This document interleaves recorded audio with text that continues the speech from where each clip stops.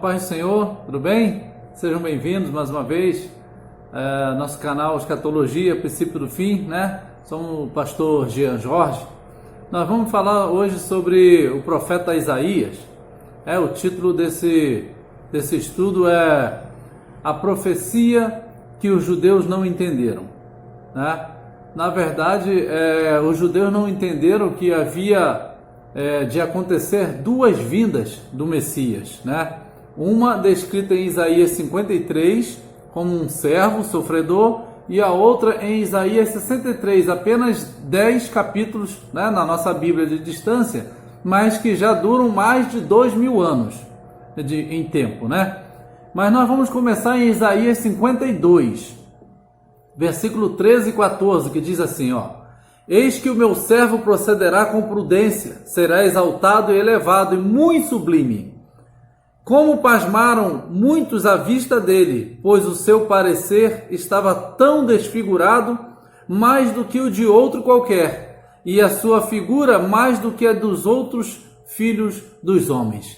Aqui Isaías está tratando já do momento da tortura de Jesus. Está dizendo que ele estava tão desfigurado que ele não foi reconhecido como uma figura humana, como de outros humanos, outras pessoas, né, normais.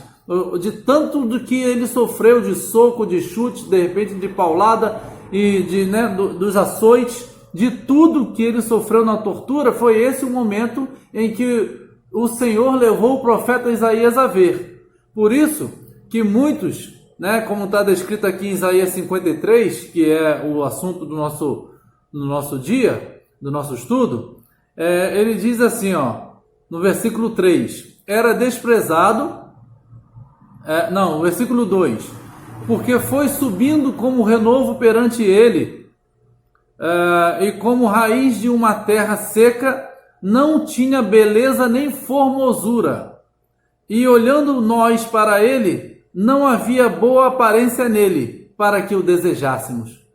Muitos vão entender isso daqui como se Jesus não tivesse beleza física, não fosse bonito, né? Como se ele não houvesse nenhuma beleza nele para que as pessoas olhassem para ele e desejassem. Mas não é disso que o texto está falando, porque temos que entender com o contexto anterior de Isaías 52, que ele foi maltratado, né? Aqui Isaías 53 vai dizer, era desprezado, mais rejeitado entre os homens, homens de dores, tanto dor interna, dores, né, de sofrimento, de ser rejeitado, de tudo isso, né, de ter ali a angústia da morte dentro de si, quanto dores físicas. Jesus passou por todo esse processo. E experimentado nos sofrimentos. E como um de quem os homens escondiam o rosto, era desprezado e não fizemos caso algum dele. Verdadeiramente ele tomou sobre si as nossas enfermidades e as nossas dores levou sobre si. E nós o reputávamos por aflito, ferido de Deus e oprimido. Então aqui está se mostrando que Jesus estava num processo mesmo de tortura, com os espinhos que eram de cerca de 7 centímetros, né? Chegava até 7 centímetros. Né? A azorrague, que era aquele tipo um bastão com várias tiras para fazer um chicote que os romanos usavam, tinham em suas pontas pedaços de osso, bolinhas de ferro para bater na carne, dar uma amaciada na carne. Quando vinha a outra ponta com osso ou com um pedaço de ferro, de prego, batia na carne, rasgava a carne para machucar, né, para torturar o máximo a pessoa, né? Assim era o Império Romano, e foi isso que o nosso Cristo, nosso Senhor, sofreu. E o versículo 5 vai dizer, né? Ele foi ferido por causa das nossas transgressões, moído por causa das nossas iniquidades. O castigo que nos traz a paz estava sobre ele, e sobre as suas pisaduras fomos sarados, né? Sobre os seus ferimentos nós fomos sarados. Ele sofreu aquilo que nós deveríamos sofrer, né? Então, é nessa ótica que Isaías está olhando e diz que não vê beleza alguma em Jesus. né? Ele olha e vê um homem todo inchado, o seu olho talvez fechado de tanto inchaço, né? O seu sangue escorrendo por causa do espinho, sua boca talvez toda cortada por causa de soco, porque levou bofetadas, levou, né? Tanto dos sacerdotes e com certeza dos romanos, além dos açoites, né? Além de ter passado toda a noite, né? Num julgamento, estava cansado e ainda foi crucificado. Esse era o momento em que Isaías foi revelado, em que Deus revelou a Isaías a Jesus, né? Que ele não poderia dizer que estava bonito, porque ali ele estava vendo um homem machucado. Bom, tirando essa área, né? Já informando que a Bíblia não estava dizendo que Jesus não tinha beleza física, né? Mas que ele estava num momento difícil da sua vida. Agora nós vamos pular 10 capítulos para Isaías 63, que vai dizer assim, ó: quem é este que vem de Edom, de Bosra, com vestes tintas? Este que é glorioso na sua vestidura, que marcha com a sua grande força. É uma pergunta que o profeta Isaías faz, né? E aí, o próprio Jesus responde: eu que falo em justiça, poderoso para salvar. Porque está vermelha a tua vestidura e as tuas roupas como as daquele que pisa o lagar? Mais uma vez o profeta faz a pergunta e Jesus responde: eu sozinho pisei no lagar, e dos povos ninguém houve comigo, e os pisei na minha ira, e os esmaguei no meu furor, e o seu sangue salpicou as minhas vestes, e manchei toda a minha vestidura. Aqui é a mesma cena de Apocalipse 19, né? Apocalipse 19 vai mostrar Jesus vindo, né, em glória, com um cavalo branco, e as suas vestes estão salpicadas de sangue. Salpicadas de sangue porque Jesus vai entrar em batalha com os seus inimigos. E tal como alguém que pisa o lagar, que tem uvas, né? E vai pisando ali para sair o suco da uva, e vai respingando nas suas vestes, e fica como manchas de sangue. Então é isso que Jesus está dizendo: eu vou pisar nos inimigos, e o seu sangue vai salpicar, parecendo ser alguém que pisa o lagar das uvas, né? Vai manchar a minha roupa. Isso é no dia da sua volta, porque ele diz aqui no versículo 4: porque o dia da vingança estava no meu coração, e o ano dos meus remidos é chegado, né? É o momento em que todo o povo do Senhor vai estar em dificuldades, prestes a ser exterminado, né? E Jesus vem, como está descrito lá em Daniel 12, né? Por fim, naquele tempo se levantará o arcanjo Miguel em favor do seu povo, né? A representação de Jesus. Então, é nesse momento aqui que Jesus vem, que é o dia da vingança, que está no coração de Jesus, que ele vem irado, porque fazem, né? Ou farão mal ao seu povo, né? Desde agora, desde há muito tempo, e muito mais naquele tempo da grande tribulação. Então, Jesus continua e diz: e olhei, e não havia quem me ajudasse. Admirei-me de não haver quem me sustivesse. Por isso o meu braço me trouxe a salvação, e o meu furor me susteve. Jesus ficou sustentado, digamos assim, com a sua ira, né? A sua ira o empurrava a fazer a sua vingança, né? Porque a Bíblia diz para a gente lançar sobre ele todas as nossas dificuldades, porque dele é a vingança, né?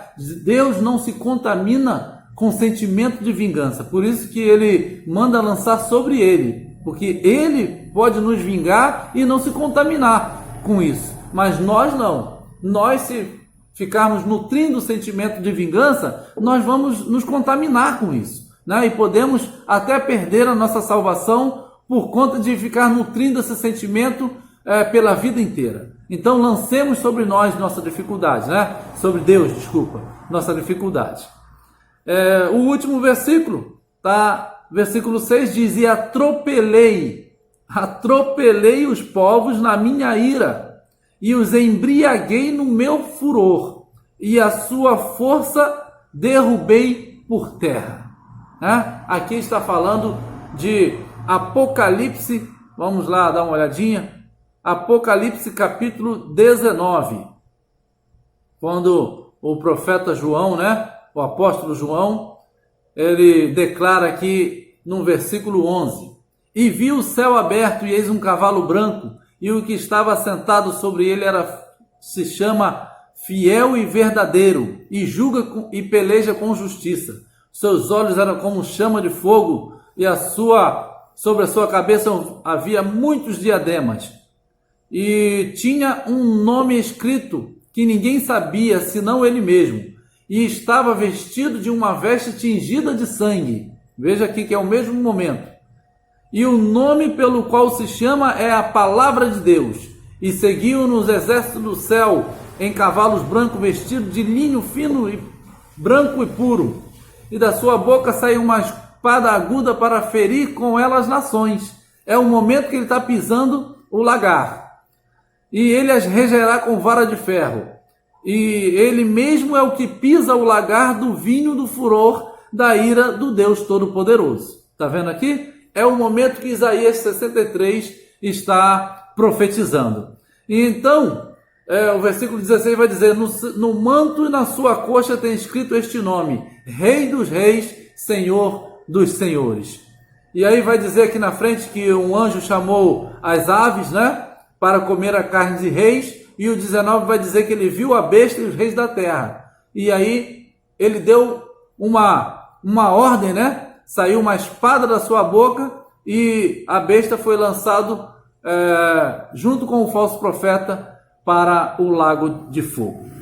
Então, aqui os judeus, por não entenderem que Isaías 53 era a primeira vinda, Isaías 63 era a segunda vinda de Jesus já como rei, eles não conseguiram aceitar Jesus como Messias, porque em Isaías 53 ele morre, né, por nossos pecados. Eles não conseguiam compreender isso, e eles só pensavam no Isaías 63 como um rei que vai tirar o poder de Roma e vai entronizar o trono de Davi, né? Vai sentar no trono de Davi o Messias, como isso ainda vai acontecer, mas eles pensavam que era naquele tempo.